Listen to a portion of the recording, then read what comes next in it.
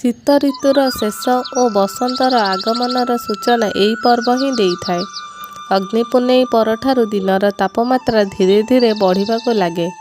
ଅଗ୍ନି ପୁନେଇ ପରଦିନଠାରୁ ଫଗୁଣ ମାସର ପ୍ରଭାବ ଆରମ୍ଭ ହୁଏ ଏବଂ ଶୀତର ପ୍ରକୋପ ଧୀରେ ଧୀରେ କମିବାକୁ ଲାଗେ। ଓଡ଼ିଶାର ଏକ ପାରମ୍ପରିକ ଓ ଗୁରୁତ୍ୱପୂର୍ଣ୍ଣ ପର୍ବ ଯାହା ମାଘ ମାସର ପୂର୍ଣ୍ଣିମା ତିଥିରେ ପାଳନ କରାଯାଏ। ଅଗ୍ନି ପୁନେଇରେ ମୁଖ୍ୟତଃ ଅଗ୍ନି ଦେବତାଙ୍କୁ ପୂଜା କରାଯାଏ। ହିନ୍ଦୁ ଧର୍ମରେ ଅଗ୍ନିକୁ ଶୁଦ୍ଧତାର ପ୍ରତୀକ ମନାଯାଏ। ଏହି ଦିନ ଅଗ୍ନି ଦେବତାଙ୍କୁ ପୂଜା କରିବା ଦ୍ୱାରା ପରିବାରରୁ ରୋଗ, ଶୋକ ଓ ଅଶୁଭ ଶକ୍ତି ଦୂର ହୁଏ ବୋଲି ବିଶ୍ୱାସ କରାଯାଏ। ଏହି ଦିନରେ ଗାଁ ମୁଣ୍ଡରେ କୁଟା, ନଡ଼ା ବ୍ୟବହାର କରି ଏକ ମେଢ଼ ପ୍ରସ୍ତୁତ କରାଯାଏ, ଯାହାକୁ ସନ୍ଧ୍ୟା ସମୟରେ ଏଥିରେ ନିଆଁ ଲଗାଯାଏ।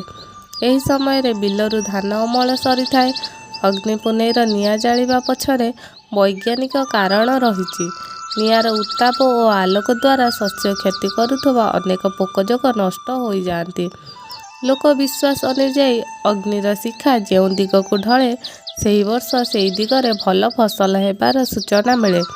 ଯଦି ଶିଖା ପୂର୍ବ ବା ଉତ୍ତର ଦିଗକୁ ଢଳେ ତେବେ ଭଲ ଶସ୍ୟ ହେବାର ସଂକେତ ରହିଛି। ଅନ୍ୟ ଦିଗକୁ ଢଳିଲେ ବନ୍ୟା, ବାତ୍ୟା ବା ଦୁର୍ଭିକ୍ଷର ଆଶଙ୍କା କରାଯାଏ। ଏହି ଦିନରେ ପ୍ରତ୍ୟେକ ଓଡ଼ିଆ ଘରେ ପିଠା ପଣା ତିଆରି କରାଯାଏ। କୁହାଯାଏ ଯେ ଅଗ୍ନିଦେବଙ୍କୁ ପୂଜା କରିବା ଦ୍ୱାରା ଗାଁରୁ ରୋଗ, ବ୍ୟାଧି ଓ ଅଶୁଭ ଶକ୍ତି ଦୂର ହୁଏ ବୋଲି।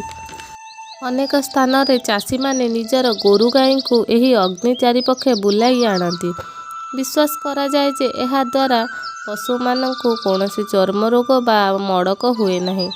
ଏହି ଦିନ ଶ୍ରୀମନ୍ଦିରରେ ମଧ୍ୟ ସ୍ୱତନ୍ତ୍ର ନୀତିକାନ୍ତି ଅନୁଷ୍ଠିତ ହୁଏ ଏବଂ ଆମ କାଳିଆ ସାଆନ୍ତ ମଧ୍ୟ ଗଜ ଉଦ୍ଧାରଣ ବେଶରେ ସଜ୍ଜିତ ହୁଅନ୍ତି। ଗାଁର ସମସ୍ତ ଲୋକ ଏକାଠି ହୋଇ ଏହି ପର୍ବ ପାଳନ କରନ୍ତି, ଯାହା ଭାଇଚାରା ଓ ଏକତାକୁ ବୃଦ୍ଧି କରାଏ।